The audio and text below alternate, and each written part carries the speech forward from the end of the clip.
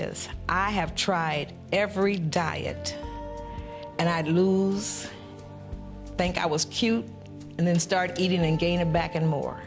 I knew I wasn't going to go out like this. I got too much living to do. I'm on a mission, and I have to get healthy again so that I can enjoy the rest of my life. Nadine has a passion for travel. Recently, she's been on safari in South Africa, traveled to Ghana, and has visited Egypt and the Valley of the Kings. Last summer, I went to Egypt and to Ghana, and it was 118 degrees in Egypt, and we were in the Valley of the Kings to see the tombs. And my knees hurt too much to walk to the temples and to the tombs. To go that far and not be able to enjoy everything that I went there for told me it was time to do something. When I was in Ghana, I didn't do the canopy walk because there were stairs to climb. I'd go all the way to the rainforest and not see the one thing I really wanted to see and participate in. I got to reclaim my health, and that's why I did it. When I awoke, and my daughter was there for me, and the nurses were right there to help me to do anything. I was walking that same night. The same night they got me out of the bed, and I was walking down the hallways of the hospital. Waking up in the recovery room after surgery, you can expect to have some discomfort. However, you will start to notice the effects of the surgery right away. The exciting part really is, from the get-go. I mean, right away, you see changes in what happens with the patient.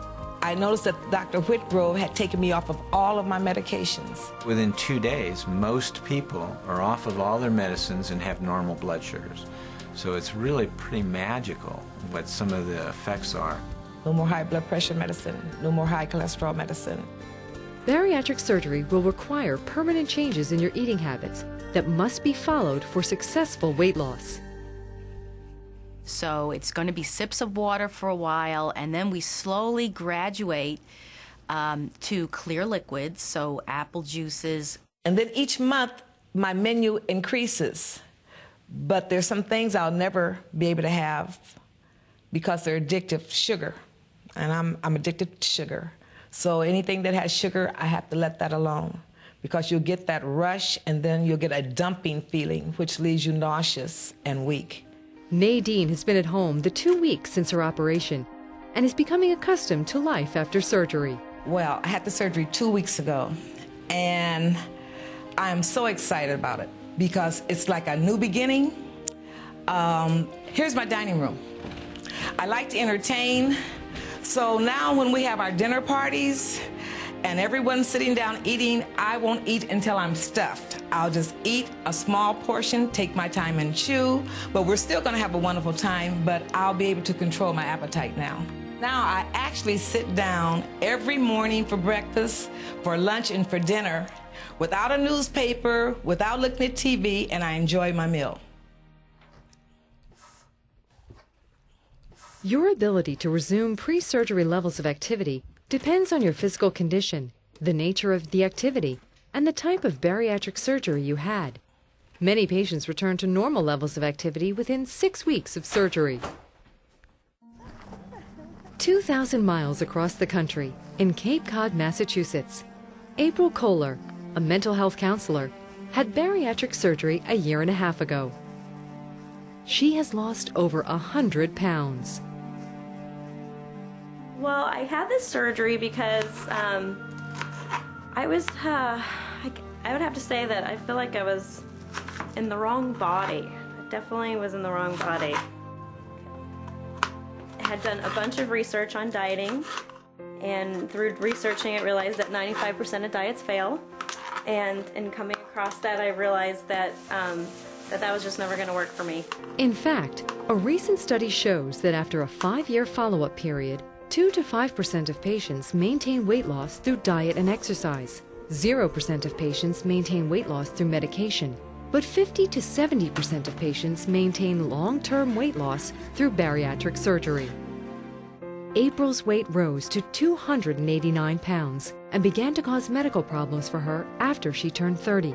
She developed arthritis from the extra weight on her joints, and doctors told her she would probably develop diabetes in several years. And I realized it was the right thing for me to do after I did the research, so. Now she weighs 148 pounds and runs, swims, and bikes. I was basically overweight because my portions were too big. And so through this, I've really learned a portion, and I can actually show you. This is like basically a portion for me, hopefully for the rest of my life. I really followed the rules and I didn't have any problems. Some people, if you eat too fast or if you drink before or after a meal, you have a lot of issues. I basically haven't had many because I've just followed the rules. When you start eating solid food, chew your food thoroughly and eat very slowly. Don't drink fluids while eating. They will make you feel full before you have eaten enough food. Avoid desserts and other items with sugar if they have more than 3 to 5 grams per serving size. Avoid carbonated drinks. Avoid high-calorie nutritional supplements. Avoid milkshakes. Avoid foods high in fat and foods that have no nutritional value. Avoid alcohol and limit snacking between meals.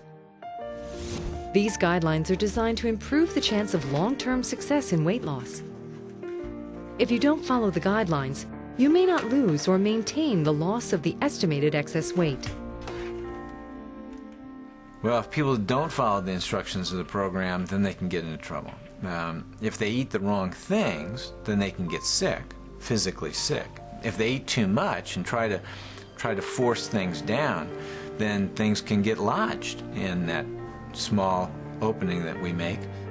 The main thing that I do now is I actually log all my food every day.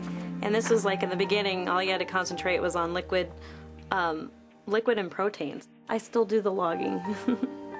I also have like little exercise journals and where I have stars over all the days that I log. But the logging really actually helps reinforce the behavior. So it's like one of the best things that I've learned. Hi, April. Hello. How are you? Great. Wonderful. You look fabulous. Feel great. And how much is your total weight loss? So 106 pounds. 106 pounds. Wow. Terrific. Yes, on surgery. Oh, I'm running and I'm weightlifting and Wow. I'm riding the bike. I'm actually training for a mini triathlon in June, so. Wow, is Very this going to be excited. your first triathlon? My first. Yeah, Right. it's a 5K run, it's a 10-mile bike ride, and a fourth of a mile swim in the ocean. Wow, you are going to feel so fabulous after that. The main thing I've learned over this whole thing is that the surgery is just a small portion of it. And that basically everything afterwards that you do with your mind and your mouth and your hands is really about 95% of the success. You have to completely get rid of your old relationship with food and get a new one.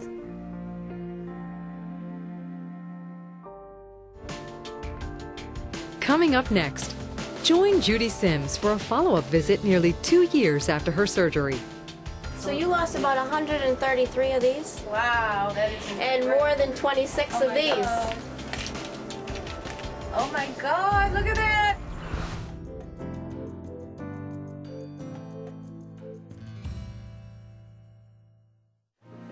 We'll go right in here. I'm Claudia. You're going to meet with Dr. Borgi today. And we'll start with you. It's been nearly 2 years since Judy Sims in Boston, Massachusetts, had bariatric surgery. Prior to the surgery, Judy weighed 347 pounds, and she was suffering from many comorbidities. She couldn't walk upstairs, across the street, or even tie her own shoes. No matter how much she ate, she was never satisfied. Now, at 173 pounds,